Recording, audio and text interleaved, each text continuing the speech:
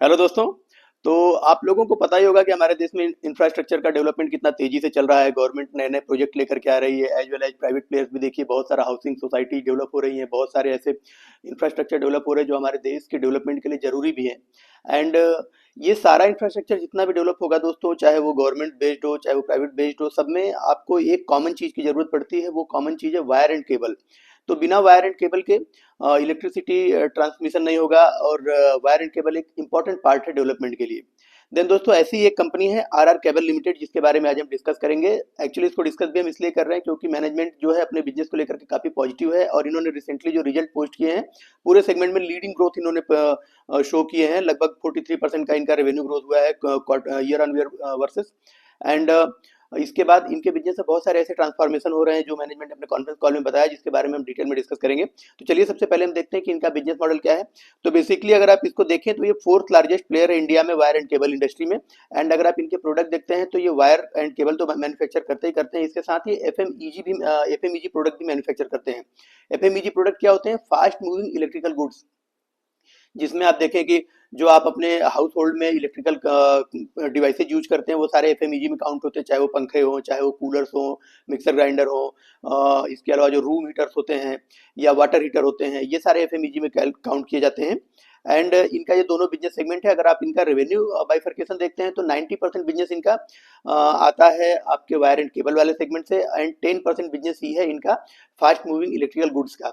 और जो इनका एफएमईजी वाला सेगमेंट है ये अभी तक नेट नेट पॉजिटिव नहीं है, ये अभी तक इनके लिए नेगेटिव है, लेकिन मैनेजमेंट वेरी होपफुल है कि ये इसको कंटिन्यूसली अपवर्ड डायरेक्शन में मूव करेंगे। प्रीमियम प्रोडक्ट लॉन्च कर रहे हैं, कुछ नए नए प्रोडक्ट, कुछ ऐसे एडवांस प्रोडक्ट लॉन्च कर रहे हैं एडवांस टेक्नोलॉजी के साथ, कि इनके प्रोडक्ट की जो एक्सेप्टेबिलिटी है सोसाइटी में वो बहुत तेजी से पेनिट्रेट हो रही है, और बहुत तेजी से आगे पेनिट्रेट होती रहेगी, बढ़ती जाएगी।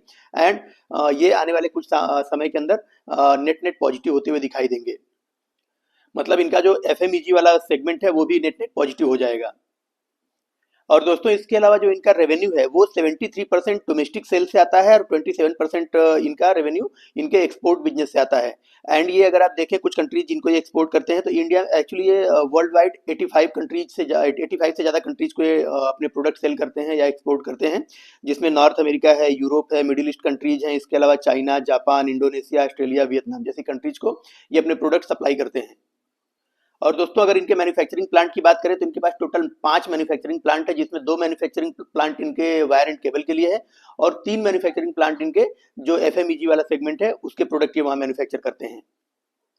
और दोस्तों अगर हम इनके करंट जो अभी रिसेंटली जो इनका Q3 का रिजल्ट आया उसके बारे में हम डिस्कस करें, तो इनका ईयर ऑन ईयर वर्सेस पर 42.3% से इनका रेवेन्यू ग्रो हुआ है। और अगर आप 9 मंथ बेसिस देखेंगे तो लास्ट ईयर के 9 मंथ के कंपैरिजन में इस साल के 9 मंथ में इनका जो रेवेन्यू है 25.1% से ग्रो हुआ है। और अगर आप इनका ऑपरेटिंग इबिट्टा देखते हैं तो ऑपरेटिंग इबिट्टा में लगभग 86% की ग्रोथ आपको year on year versus basis पर दिखाई देगी, और अगर 9 मंथ बेसिस पर देखेंगे तो उसमें 80% की ग्रोथ दिखाई देगी। और अगर आप इनका इबिट्टा मार्जिन देखें तो लास्ट ईयर के थर्ड क्वार्टर में इनका जो इबिट्टा मार्जिन है वो 6.2% हुआ करता था, जिसमें भी शानदार ग्रोथ आई है, और वो 8.1% हो गया है दिस ईयर के थर्ड क्वार्टर में। एंड अगर आप इस इबिट्टा मार्जिन को इनके 9 मंथ बेसिस पर देखें तो लास्ट ईयर के 9 मंथ में 5.4% था, जो अभी बढ़कर के 7.8% हो चुका है, तो वहां पर भी शानदार ग्रोथ दिखाई दे रही है। और अगर आप इनका प्रॉफिट आफ्टर टैक्स देखते हैं दोस्तों, तो उसमें जबरदस्त ग्रोथ आपको दिखाई देगी। ईयर ऑन ईयर बेसिस पर उसमें 72.4% की ग्रोथ आई है, और 9 मंथ बेसिस पर उसमें 77.7% की ग्रोथ आई है। एंड अगर आप पैट मार्जिन देखते हैं तो ईयर ऑन ईयर बेसिस पर जो पहले 3.8% हुआ करता तो बढ़कर के अभी 4.7% हो चुका है। और अगर आप इसको 9 मंथ बेसिस पर देखते हैं तो जो पहले लास्ट ईयर के 9 मंथ में 3.4% हुआ करता था पैट मार्जिन इनका, वो भी बढ़कर के 4.8% हो चुका है। तो दोस्तों अगर ओवरऑल इनका रिजल्ट देखा जाए तो काफी शानदार परफॉर्म किया है इन्होंने, और इनको अच्छा खासा ऑपरेटिंग लीवरेज भी मिल रहा है। मतलब क्या है? मतलब कि इनका जो रेवेन्यू है वो 42% से ग्रो हुआ है, लेकिन इनका जो प्रॉफिट आफ्टर टैक्स है वो 72% से ग्रोथ हुआ है। इसका मतलब ये है कि ये अपने प्रोडक्ट सेगमेंट में ऐसे प्रोडक्ट ज्यादा सेल कर रहे हैं जिसमें इनका मार्जिन ज्यादा है। मीन्स ये अपने प्रीमियम प्रोडक्ट को ज्यादा सेल कर रहे हैं कंपेयर टू इनके ट्रेडिशनल और लो वैल्यू प्रोडक्ट। और दोस्तों अगर इनके रिजल्ट को हम इनके दोनों सेगमेंट में अलग अलग करके देखें, पहले wire and cable and then इसके बाद जो इनका एफएमईजी वाला बिजनेस है, तो इनका जो वायर एंड केबल वाला बिजनेस है उसने ज्यादा शानदार परफॉर्मेंस किया कंपेयर टू एफएमईजी वाला सेगमेंट। इनका वायर एंड केबल वाले सेगमेंट में अगर आप रेवेन्यू देखें तो ईयर ऑन ईयर बेसिस पर 48.6% से ग्रो हुआ है, और 9 मंथ बेसिस पर वो 28.8% से ग्रो हुआ है। और अगर आप इसका टैक्स देखते हैं, सॉरी प्रॉफिटेबिलिटी देखते हैं, तो प्रॉफिटेबिलिटी 85% से ऑलमोस्ट ग्रो हुआ है ईयर ऑन ईयर बेसिस पर, और 9 मंथ बेसिस पर 71% से ग्रो हुआ है। और अगर आप इनका एफएमईजी वाला सेगमेंट देखते हैं, जिसमें ये पंखे, कूलर, वाटर हीटर ये सब सेल करते हैं, तो इनका जो रेवेन्यू है वो केवल 1.5% से ग्रो हुआ है ईयर ऑन ईयर बेसिस पर, और अगर उसको 9 मंथ बेसिस पर देखें तो 1% से डी ग्रो हुआ है। लेकिन ये इनके पोर्टफोलियो का केवल 10% रेवेन्यू कंट्रीब्यूट करता है, इसके लिए इनके बिजनेस के ऊपर इसका कोई नेगेटिव इंपैक्ट आपको देखने को नहीं मिलेगा। एंड होपफुली मैनेजमेंट इसको आगे चल के इस बिजनेस को भी प्रॉफिटेबल बना लेगा। और वैसे भी अगर इस बिजनेस को आप देखें तो ये इनका जो लॉसेज है वो क्वार्टर वाइज देखें तो क्वार्टरली बेसिस पर कर्टेल्ड होता जा रहा है, कम होता जा रहा है, श्रिंक होता जा रहा है, जो कि इनके बिजनेस के लिए एक अच्छे साइन है। और दोस्तों, अगर आप इनके ऑपरेशनल हाइलाइट्स देखते हैं तो आपको दिखेगा कि इनका जो रेवेन्यू है वो 73% रेवेन्यू इनके डोमेस्टिक सेल से आया है, इंडिया में अपने प्रोडक्ट सेल करके इनको आया है, और जो 27% रेवेन्यू है वो इनके एक्सपोर्ट वाले सेगमेंट से आया है। एंड आप देखें कि इनके इस पूरे रेवेन्यू में 90% रेवेन्यू कंट्रीब्यूशन इनके वायर एंड केबल वाले सेगमेंट से आया है, एंड 10% रेवेन्यू कंट्रीब्यूशन ही इनके एफएमईजी वाले बिजनेस से आया है। और अगर आप इनका वर्किंग कैपिटल डेज देखते हैं तो वो भी धीरे धीरे इंप्रूव हो रहा है।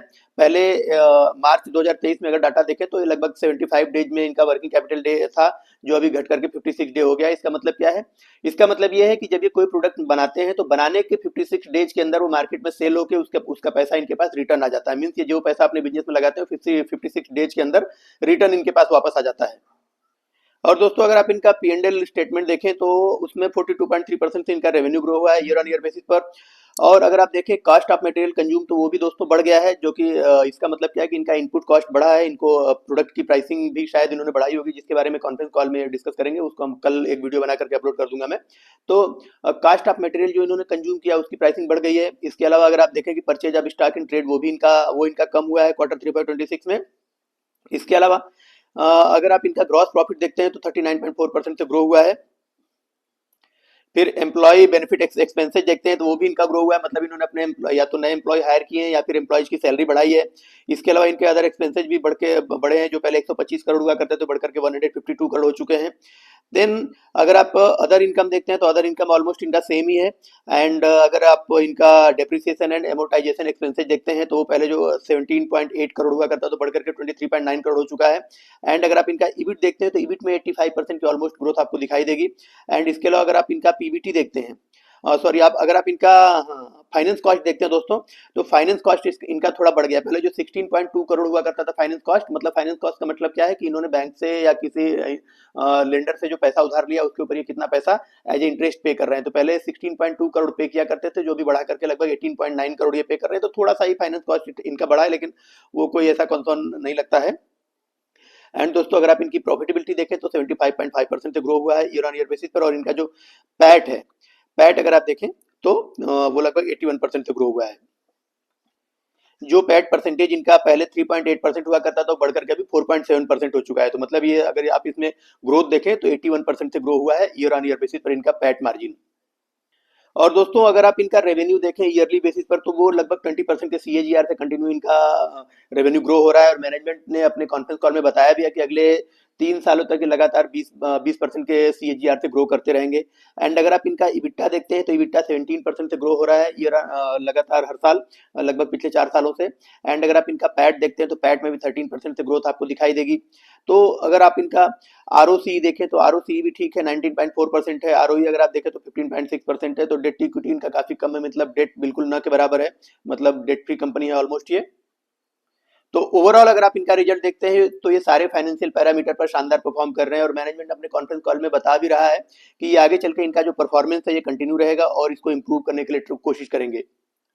तो दोस्तों, अगर कंपनी की ग्रोथ जर्नी देखें तो कंपनी एज इनिशियली स्टार्ट हुई थी 1999 में as a trading company. Means ये क्या करते थे, इलेक्ट्रिक गुड्स का ट्रेडिंग किया करते थे। लेकिन इसके बाद इन्होंने अपनी खुद की मैन्युफैक्चरिंग प्लांट 1999 में इन्होंने अपना पहला मैन्युफैक्चरिंग प्लांट डाला सिलवासा में। एंड इसके बाद 2004 में इन्होंने अपना जो पीवीसी कंपाउंड के मैन्युफैक्चरिंग की एक नया प्लांट इन्होंने डाला, उसका बैकवर्ड इंटीग्रेशन किया। बेसिकली प्रोडक्ट होता क्या है, जो पीवीसी कंपाउंड है वो जो वायर एंड केबल के ऊपर आप जो एक प्लास्टिक कोटिंग जैसी एक लेयर देखते हैं जिसके अंदर ये कॉपर एंड एल्यूमिनियम के वायर रहते हैं, वो पीवीसी का बना होता है। तो वो पीवीसी जो प्रोडक्ट होता है उसकी मैन्युफैक्चरिंग का इन्होंने खुद का इन हाउस उसको बनाना शुरू किया। देन 2011 में इन्होंने वडोदरा में अपना दूसरा मैन्युफैक्चरिंग प्लांट शुरू किया। 2018 में इनको इन्वेस्टमेंट मिला टीपीजी से। इसके बाद 2019 में इन्होंने अपना ग्लोबल फुटप्रिंट एक्सपेंड करना शुरू किया, इन्होंने यूएसए को एक्सपोर्ट करना शुरू किया। एंड देन इसके बाद एक रुड़की उत्तराखंड में एक कंपनी थी राम रतन इलेक्ट्रिकल के नाम से, उनका एक्विजिशन किया, और उनका एक्विजिशन करने के बाद वो बेसिकली क्या प्रोडक्ट बनाते थे, फैंस और लाइट्स बनाते थे। तो ये एफएमईजी में इन्होंने एंटर किया उस राम रतन इलेक्ट्रिकल लिमिटेड का एक्विजिशन के बाद, और ये फैंस और लाइट्स मैन्युफैक्चर करने लगे। देन इसके बाद 2020 में इन्होंने अपने जो प्रोफेशनल लाइटिंग एंड एलईडी वाला जो इनका पोर्टफोलियो बन गया था उसका एक्सपेंशन करना शुरू किया। इन्होंने एरे स्टॉर्म नाम की एक कंपनी को जो बेंगलुरु बेस्ड एक कंपनी थी उसका एक्विजिशन किया, एंड बेसिकली वो प्रोफेशनल लाइटिंग मैन्युफैक्चर करती थी, तो इनका प्रोडक्ट पोर्टफोलियो और बड़ा हो गया एफएमईजी में। देन 2021 में इन्होंने स्विच मैन्युफैक्चरिंग करने का काम शुरू किया, जो पैनल बोर्ड के ऊपर जो स्विच होते हैं वो मैन्युफैक्चर करना शुरू किया, तो एफएमईजी में इनका प्रोडक्ट पोर्टफोलियो और बड़ा। 2022 में इन्होंने premium and mid premium fans और लाइट्स बनाने शुरू कर दिया, और इन्होंने एक लुमिनस होम इलेक्ट्रिकल बिजनेस के नाम से एक कंपनी थी जिसका एक्विजिशन किया, एंड इसके बाद उसका जो ब्रांड था लुमिनस फैंस, वो ब्रांड इनके पास आ गया, और अब ये जो है कि प्रीमियम एंड मिड प्रीमियम से सेक्शन के जो फैंस और लाइट्स है वो भी मैन्युफैक्चर करने लगे। 2023 में इनकी लिस्टिंग हो गई एनएससी एंड बीएससी के ऊपर। और दोस्तों अगर आप इनकी मैन्युफैक्चरिंग फैसिलिटी देखें तो इनके पास टोटल 5 मैन्युफैक्चरिंग फैसिलिटी है, जिसमें से 2 मैन्युफैक्चरिंग फैसिलिटी इनकी वायर एंड केबल वाले सेगमेंट के लिए है, और 3 मैन्युफैक्चरिंग फैसिलिटी इनके पास इनके एफएमईजी प्रोडक्ट मैन्युफैक्चरिंग के लिए है। तो जो वायर एंड केबल वाली जो 2 मैन्युफैक्चरिंग फैसिलिटी है, पहला वो है वडोदरा में, एक वघोड़िया करके एक जगह है वहां पर सिचुएटेड है, एंड जो दूसरा प्लांट है वो सिलवासा में है।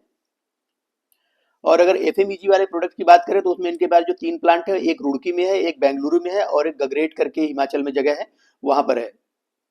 और दोस्तों अगर आप इनके प्रोडक्ट पोर्टफोलियो की बात करें वायर एंड केबल में, तो ये वायर्स में हाउस वायर्स मैन्युफैक्चर करते हैं, जिसमें हीट रेजिस्टेंस वायर बनाते हैं, फायर रेजिस्टेंस वायर, एंड इसके अलावा जो low smoke zero halogen wires होते हैं वो ये मैन्युफैक्चर करते हैं, जिनका स्पेशली अगर यूज देखा जाए तो रेजिडेंशियल बिल्डिंग्स में, कॉमर्शियल बिल्डिंग्स में और पब्लिक प्लेसेज में यूज किए जाते हैं। पब्लिक प्लेसेज वाली जो लोकेशन होते हैं वहां पर जो बिल्डिंग बनती है उनमें यूज किया जाता है। एंड इसके अलावा अगर आप केबल वाला सेगमेंट देखें तो उसमें एक पावर केबल्स मैन्युफैक्चर करते हैं, जिसमें एलटी पावर केबल्स ये बनाते हैं। इसके अलावा मीडियम एंड हाई वोल्टेज के जो पावर केबल्स होते हैं वो भी ये मैन्युफैक्चर करते हैं, और इनके एप्लीकेशंस अगर आप देखें तो पावर ट्रांसमिशन और पावर डिस्ट्रीब्यूशन में किया जाता है। इसके अलावा अगर आप इंडस्ट्रियल वायर्स देखते हैं तो इंडस्ट्रियल वायर्स में ये बेसिकली जो आपके single and multi core flexible cable होते हैं वो बनाते हैं, कंट्रोल केबल बनाते हैं। इसके अलावा सबमर्सिबल जो फ्लैट केबल्स होते हैं वो बनाए जाते हैं, ये बनाते हैं, जो कि बेसिकली जो पैनल्स होते हैं उनमें यूज किए जाते हैं, जैसे पावर पैनल्स है, कंट्रोल पैनल्स है, स्विच गियर्स है, इंस्ट्रूमेंटेशन पैनल्स है। इसके अलावा जो आपके प्रोडक्शन एंड असेंबली लाइन्स होते हैं, plant engineering, industrial machinery, robotic technology, इन सब में यूज किए जाते हैं इंडस्ट्रियल वायर। एंड अगर आप इनके केबल्स वाला सेगमेंट देखें तो उसमें ये स्पेशलिटी केबल्स भी मैन्युफैक्चर करते हैं, जो कि basically data and communication cables होते हैं, इंस्ट्रूमेंटेशन केबल्स होते हैं, सोलर केबल्स हैं, फायर एंड सिक्योरिटी केबल्स हैं, सिलिकॉन रबर केबल्स हैं, ऑटो केबल्स हैं, पावर कॉर्ड है, एप्लीकेशन वायरिंग मटेरियल है। तो इस टाइप के केबल्स भी मैन्युफैक्चर करते हैं।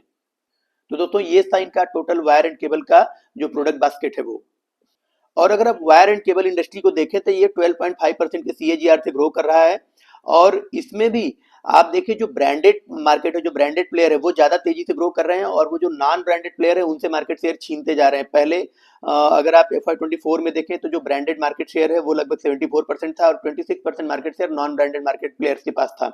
और लेकिन वो एक्सपेक्टेड है कि FY27 में जो ब्रांडेड मार्केट प्लेयर है वो 74% से बढ़ करके 80% हो जाएंगे, और जो नॉन ब्रांडेड मार्केट प्लेयर है वो जिनकी होल्डिंग अभी 26% है वो घट करके 20% हो जाएगी। और दोस्तों अगर आप आरआर केबल का डिस्ट्रीब्यूशन नेटवर्क देखें तो बहुत शानदार डिस्ट्रीब्यूशन नेटवर्क है इनके पास लगभग 4.5 लाख से ज्यादा इलेक्ट्रीशियंस हैं पैन इंडिया, एंड इनके 3,900 से ज्यादा डिस्ट्रीब्यूटर्स हैं इंडिया में, एंड लगभग 4,000 से ज्यादा डीलर्स हैं इनके पास। एंड अगर आप देखें तो इनके पास लगभग 1.5 लाख रिटेलर्स हैं जिनकी शॉप्स पर इनके प्रोडक्ट आपको मिल जाएंगे। एंड इसके अलावा ये ई कॉमर्स प्लेटफॉर्म पर भी इनके जो प्रोडक्ट है वो अवेलेबल हैं।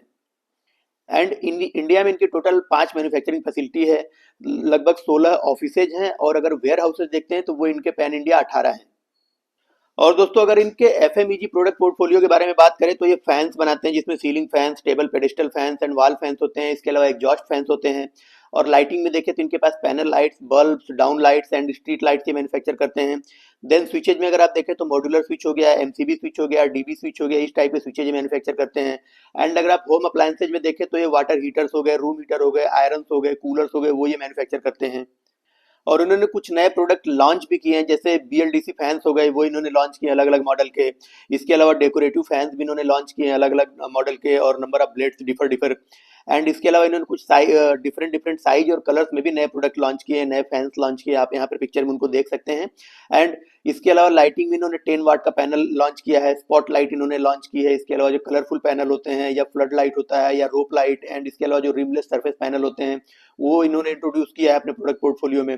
इसके अलावा अगर आप देखें तो एडोर, ये कई तरीके के हैलोजन हीटर है, एडोर है। इसके अलावा जो आपके इमर्जन रॉड्स हैं, तो ये इस टाइप के कई प्रोडक्ट इन्होंने लॉन्च किए हैं।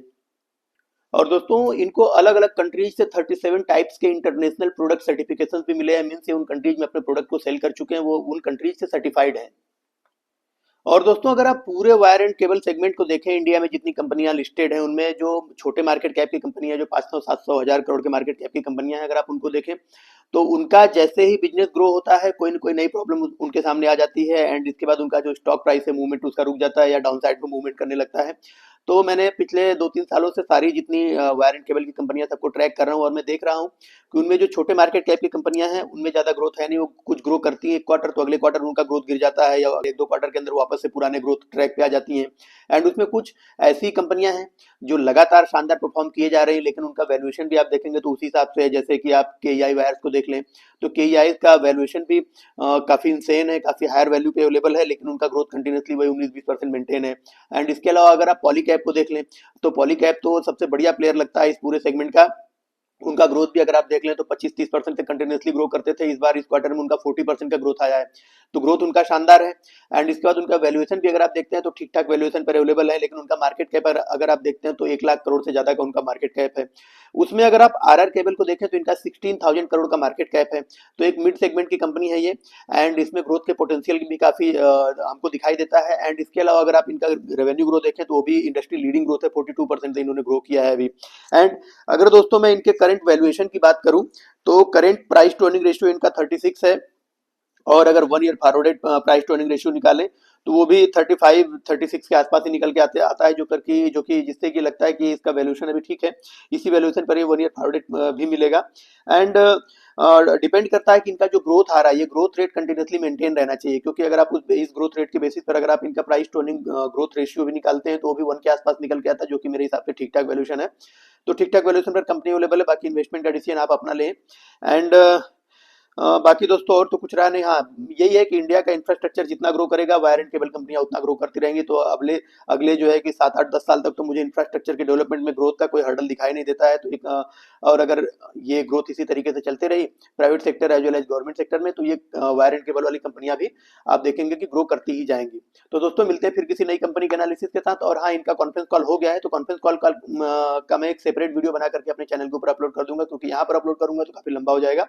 तो दोस्तों फिर मिलते हैं फिर किसी नई कंपनी के एनालिसिस के साथ। आप लोग अपने क्वेश्चंस और डाउट्स को प्लीज कमेंट बॉक्स में डालें। Thank you.